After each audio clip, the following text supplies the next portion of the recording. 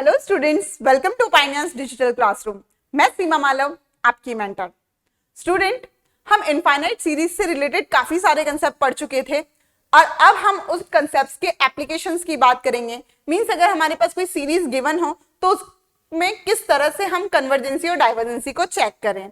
इससे रिलेटेड कुछ एग्जाम्पल्स हम लास्ट लेक्चर में देख चुके हैं, बट लास्ट लेक्चर में जो भी सीरीज हमें गिवन थी उसमें हमें एनवा पद दिया गया था।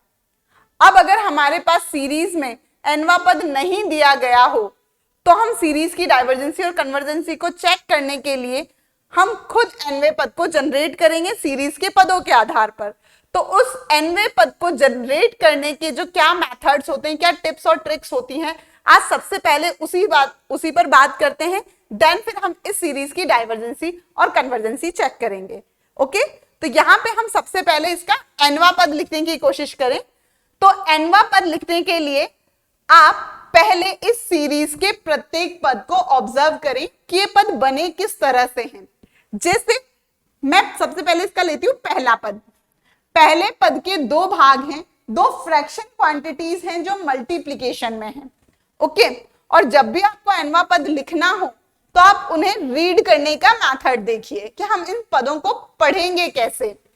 आप इसे डायरेक्ट, जैसे अगर हम अंश के पद को पढ़ना चाहें तो आप इन्हें डायरेक्ट 1 2 3 4 5 6 इस तरह से नहीं पढ़ेंगे।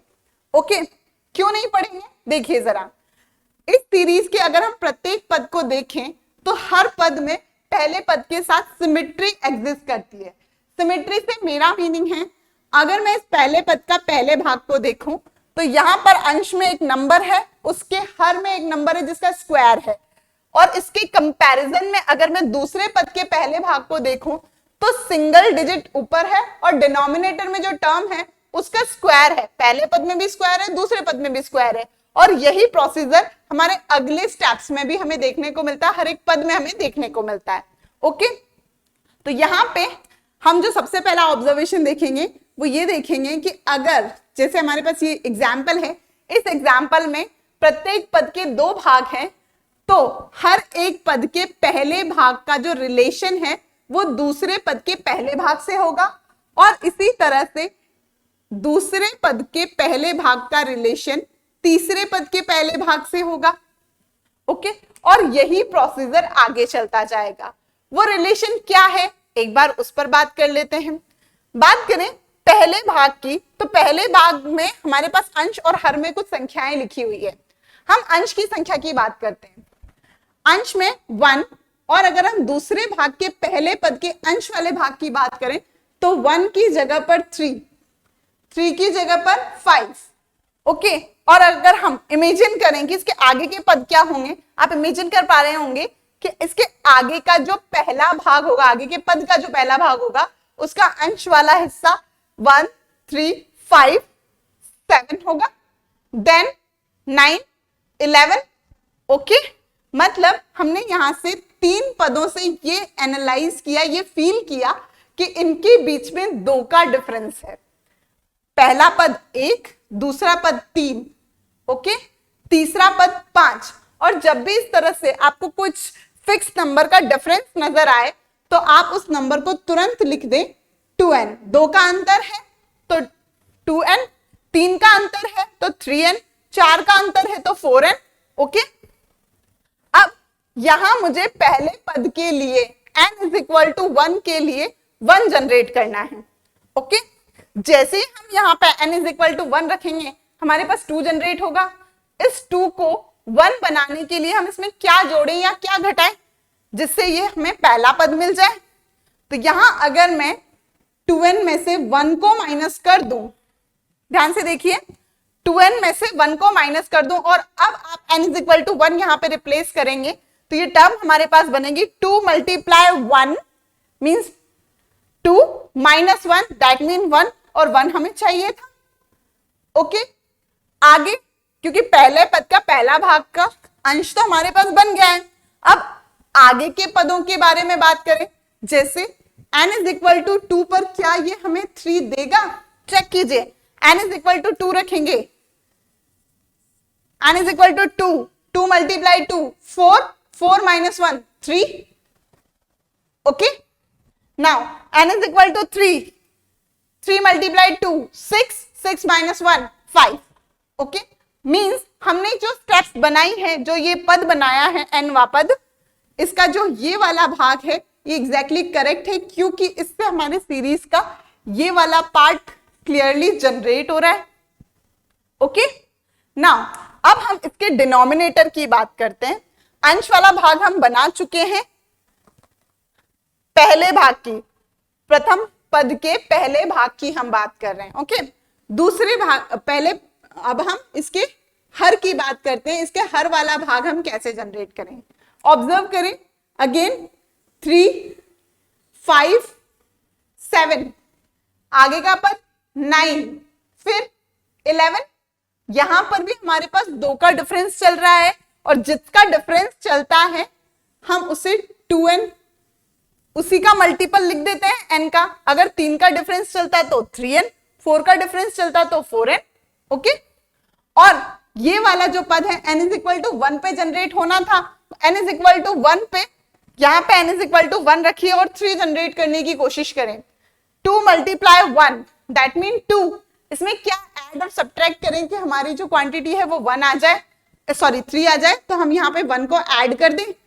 जैसे ही हमने ऐड किया, अब आप n इज इक्वल टू 1 रखेंगे तो वो क्वांटिटी जनरेट होगी 2 मल्टीप्लाई 1 प्लस 1, दैट मीन 3। और ये जो टर्म है ये स्क्वायर में है, तो हम इस टर्म का स्क्वायर अप्लाई कर देते हैं। ओके, जैसा हमने अंश वाले भाग के लिए किया था वैसा ही हर वाले भाग के लिए करेंगे। हमने पहले पद से nवें पद की nवा पद लिखने की कोशिश की है, तो यहां पे अगर वो करेक्ट होगा तो सीरीज के आगे के पद भी जनरेट होंगे। n इज इक्वल टू 1 के लिए अगर ये पद जनरेट हो रहा है तो n इज इक्वल टू 2 के लिए ये वाला पद जनरेट होगा। चेक करें, n इज इक्वल टू 2 रखें यहां पर, 2 multiply 2 plus 1, that mean 4 plus 1, 5, 5 का स्क्वायर। आप n इज इक्वल टू 3 रखेंगे तो आप 7 का स्क्वायर आपको इजीली नजर आ गया होगा। ओके, तो ये तो हमारे किसी भी पद का, या ये कहें nवें पद का प्रथम भाग हमारे पास जनरेट हो गया। इसी तरह से हम इसके दूसरे भाग की बात करते हैं। दूसरा भाग अगर हम इसका जनरेट करना चाहें तो देखिए जरा, फिर से हम पदों को ऑब्जर्व करना शुरू करते हैं। अंश की बात करें, क्योंकि सारे पद अंश और हर में लिखे हुए हैं, तो यहां पर फ्रैक्शन क्वांटिटीज हैं, तो हम फिर से अब देखते हैं पहले पद का दूसरा भाग। इसका रिलेशन दूसरे पद के दूसरे भाग से होगा, फिर इसका रिलेशन तीसरे पद के दूसरे भाग से होगा। हम इसे रीड करें तो यहां पर 2, 4, 6 मींस यहां फिर से 2 का डिफरेंस चल रहा है, तो हम इसे लिखेंगे 2n। अब मैं एक्सपेक्ट कर रही हूं कि आपको ये प्रोसीजर समझ में आ गया होगा। जितने का डिफरेंस होता है n का उतना मल्टीपल लिख देते हैं, एंड देन हम वो क्वांटिटी ऐड और सब्ट्रैक्ट करते हैं जिससे हमारा पहला पद जनरेट हो जाए। जैसे ही पहला पद जनरेट होता है हम आगे के पदों को n की वैल्यू को बढ़ाकर आगे के पद चेक कर लेते हैं। ओके, तो यहां से हमें 2 जनरेट करना है। n इज इक्वल टू 1 पे 1 रखेंगे, 2 जनरेट होगा। n इज इक्वल टू 2 पर 4 जनरेट होगा। n इज इक्वल टू 3 पर 6 जनरेट होगा। ओके, डिनोमिनेटर की बात करें तो ये टर्म है हमारे पास 4, 6, 8 मींस अगेन 2 का डिफरेंस, दैट मीन हम इसे लिखें 2n। ओके, अब n इज इक्वल टू 1 पे इस क्वांटिटी को हमें 4 बनाना है। n इज इक्वल टू 1 पर ये हमें 2 वैल्यू दे रहा है, तो इसमें अगर हम 2 ऐड कर दें तो 4 जनरेट हो जाएगा, और डिनोमिनेटर वाली टर्म स्क्वायर में है, 4 जनरेट हो गया। अब n इज इक्वल टू 2 की जगह पर n इज इक्वल टू 2 रखें और चेक करें क्या ये वैल्यू 6 जनरेट कर रही है। 2 multiply 2, 4 plus 2 is equal to 6, 6 का स्क्वायर। होपफुली आपको nवा पद ज्ञात करने का मेथड समझ में आ गया होगा, और अगर आप nवा पद ज्ञात कर सकते हैं तो अब हम टेस्ट अप्लाई कर सकते हैं। ओके, तो यहां से अब हम इस सीरीज का सॉल्यूशन स्टार्ट करते हैं। लिखें un is equal to 2n minus 1 2n upon 2n minus plus 1 का whole square and 2n plus 2 इसका स्क्वायर। ओके, इसके बाद जो हमारा नेक्स्ट मेथड होता है कि हम सीरीज पर सॉरी इस nवें पद पर n tends to infinity limit apply करते हैं। तो हमने अपनी प्रीवियस क्लासेस में पढ़ा है कि अगर कोई भी टर्म हमारे पास n टेंड्स टू इंफिनिटी या x टेंड्स टू इंफिनिटी होती है और इस साइड अगर एल्जेब्रिक फंक्शंस होते हैं तो हम एल्जेब्रिक फंक्शन में इंफिनिटी वाली टर्म को 1 अपॉन में मींस डिनोमिनेटर में लेके आते हैं, क्योंकि वो कैलकुलेशन बहुत इजी कर देता है। तो यहां पर अगर limit n tends to infinity है तो n वाले सभी पार्ट्स को हम डिनोमिनेटर में लाने का कोशिश करेंगे यहाँ पे। तो जैसे ही आप इसे लेके आएंगे तो हम यहाँ पे लिखें इस टर्म को, तो limit n tends to infinity, यहां से n को कॉमन लेंगे, यहां से भी n को कॉमन लेंगे, तो ये टर्म हमारे पास आएगी n स्क्वायर। यहां से आप n को कॉमन लेंगे, n स्क्वायर कॉमन आएगा, यहां से आप n को कॉमन लेंगे, n स्क्वायर कॉमन आएगा। डिनोमिनेटर में हमारे पास आएगा n raise to power 4। Okay, numerator में से हमारे पास n स्क्वायर कॉमन आया, डिनोमिनेटर में से हमारे पास n raise to power 4 common आया, और इसे अगर हम सॉल्व करें तो ये टर्म हमारे पास सिंपल आ जाएगी 1 upon n square.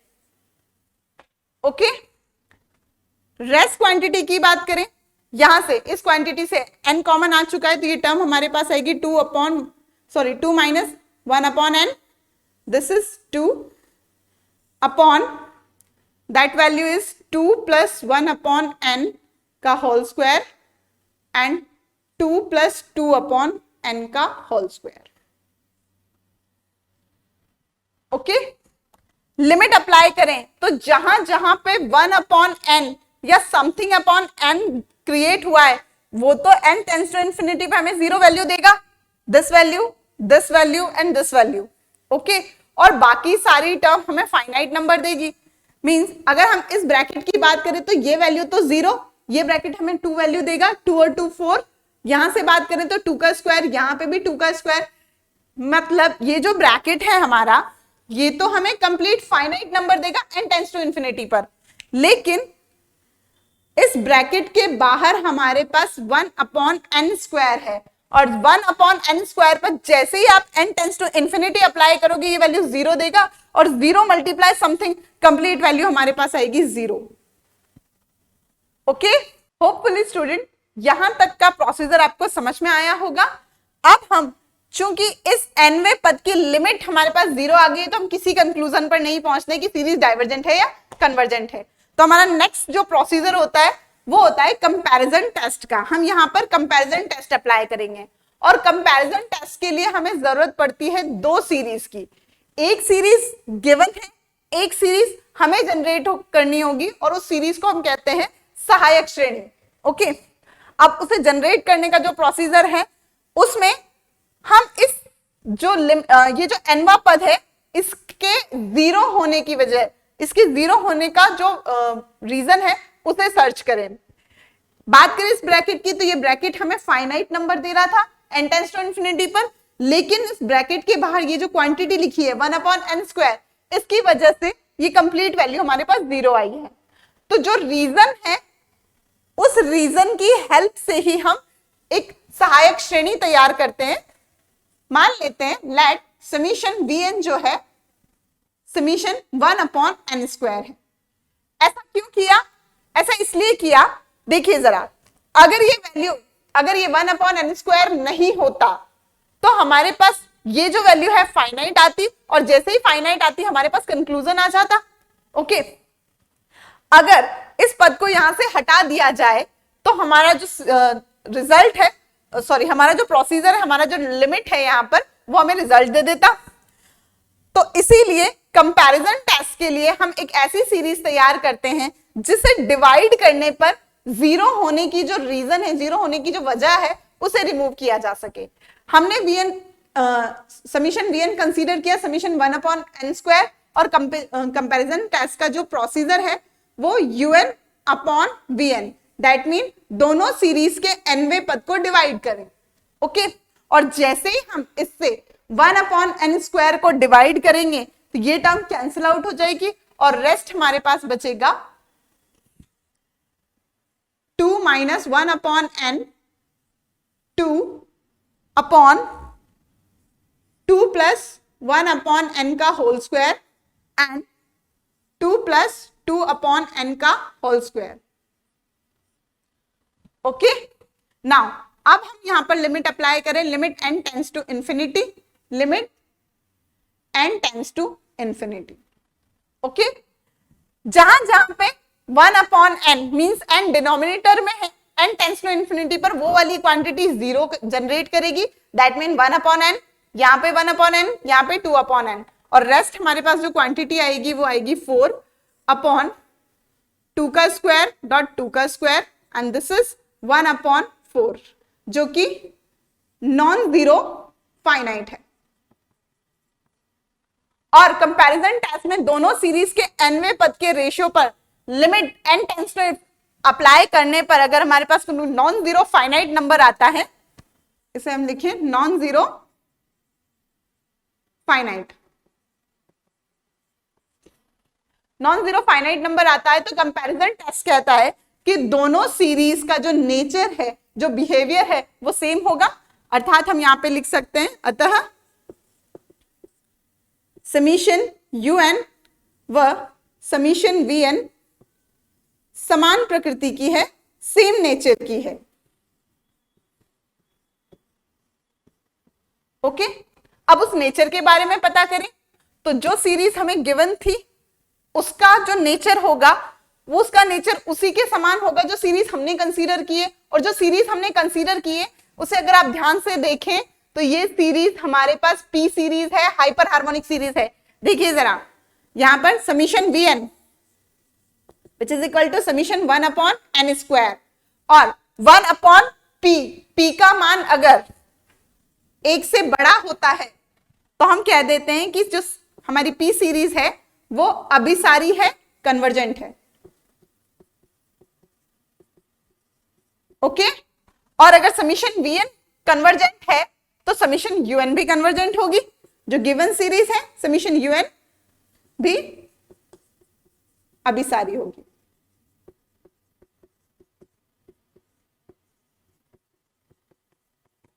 Hopefully student ये पूरा क्वेश्चन आपको समझ में आया होगा।